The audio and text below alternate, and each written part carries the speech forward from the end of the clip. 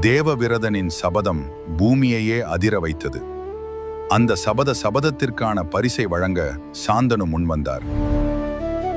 மகனே, உன் தியாகத்திற்கு ஈடு இணையில்லை. உனக்கு ஒரு அரிய வரத்தை நான் வழங்குகிறேன். தந்தையே, உங்கள் ஆசீர்வாதமே எனக்கு மிகப்பெரிய வரம். நீ விரும்பும் நேரம் வரை மரணம் உன்னை நெருங்காது. உன் விருப்பத்தின் போதுதான் இந்த உலகை விட்டு நீ பிரிவாய். இந்த வரத்தை தர்மத்தை காக்க மட்டுமே பயன்படுத்துவேன். என் வாழ்நாள் முழுவதும் ஹஸ்தினாபுரத்திற்கு உண்மையாக இருப்பேன். அன்றுதான் பீஷ்மருக்கு இச்சா மரணம் என்ற அரிய வரம் கிடைத்தது.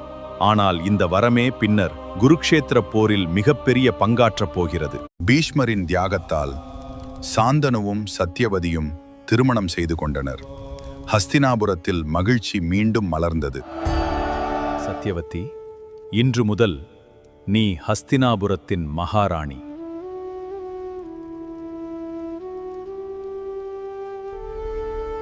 இளவரசே, உங்கள் தியாகத்தை இந்த உலகம் என்றும் மறக்காது. அரசே, நம் மகனுக்கு சித்திராங்கதன் என்று பெயர் சூட்டுவோம். சித்திராங்கதனின் பிறப்பால் ஹஸ்தினாபுரம் மகிழ்ச்சியில் திளைத்தது. ஆனால் இந்த மகிழ்ச்சி நீண்ட நாட்கள் நீடிக்கவில்லை. காலம் வேகமாக நகர்ந்தது. சித்திராங்கதன் இளைஞனாக வளர்ந்து ஹஸ்தினாபுரத்தின் புதிய மன்னனாக முடிசூட்டப்பட்டார். என் உயிர் இருக்கும் வரை ஹஸ்தினாபுரத்தின் புகழை யாராலும் குறைக்க முடியாது. ஹஸ்தினாபுரத்தின் கௌரவத்தை என் உயிரை கொடுத்தாவது காப்பாற்றுவேன் என்று உறுதியுடன் கூறினார் சித்திராங்கதன். என்னுடன் போரிட தயாரா என்று சவால் விட்டார் கந்தர்வ மன்னன். வீரத்தின் மதிப்பை இன்று போர்க்களமே தீர்மானிக்கும். வாராய் என்று அச்சிமன்றி முன்னேறினார் சித்திராங்கதன்.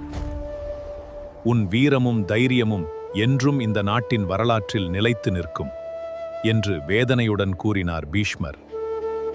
சித்திராங்கதனின் மறைவால் ஹஸ்தினாபுரம் மீண்டும் துயரத்தில் மூழ்கியது. அடுத்த அரசனாக விசித்திர வீரியன் அரியணை ஏறவிருக்கிறார். சாந்தனுவிற்கும் சத்யவதிக்கும் பிறந்த இளைய மகன்தான் விசித்திர வீரியன். சித்திராங்கதனின் மறைவுக்கு பிறகு ஹஸ்தினாபுரத்தின் எதிர்காலத்தை காப்பாற்றும் பொறுப்பு மீண்டும் பீஷ்மரின் தோள்களில் விழுந்தது. இன்று முதல் ஹஸ்தினாபுரத்தின் மன்னன் நீதான். தர்மத்தோடு இந்த நாட்டை ஆட்சி செய் என்று அன்புடனும் நம்பிக்கையுடனும் கூறினார் பீஷ்மர். பிதாமகரே, உங்கள் வழிகாட்டுதலோடு இந்த நாட்டை நீதியுடன் ஆட்சி செய்வேன் என்று மரியாதையுடன் பதிலளித்தார் விசித்திர வீரியன். பீஷ்மரே, இப்போது விசித்திர வீரியனுக்கு நல்ல மணமகளை தேட வேண்டிய நேரம் வந்துவிட்டது. அன்னையே, காசி நாட்டிற்குச் சென்று விசித்திர வீரியனுக்கு தகுந்த மணமகள்களை அழைத்து வருகிறேன் என்று உறுதியுடன் கூறினார் பீஷ்மர்.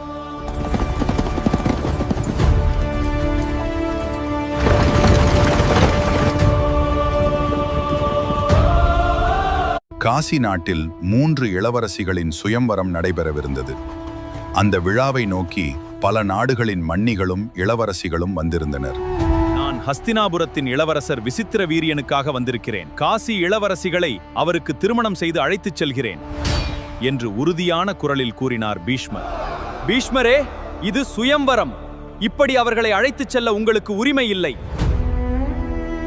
என்று கோபத்துடன் எதிர்த்தார் அந்த மன்னர். என் தம்பியின் நலனுக்காக வந்திருக்கிறேன். என்னை தடுக்க நினைப்பவர்கள் போர்க்களத்தில் எதிர்கொள்ளலாம் என்று அச்சிமன்றி சவால் விடுத்தார் பீஷ்மர். பீஷ்மரை விடம், அவரை பின்தொடருங்கள் என்று மற்ற மன்னர்களை அழைத்தார் அந்த வீரன். பீஷ்மரின் ரதத்தை பல மன்னர்கள் துரத்தத் தொடங்கினர். அடுத்து நடக்கப் போவது மகாபாரதத்தின் மிகச்சிறந்த போர்களில் ஒன்றாக மாறவிருக்கிறது.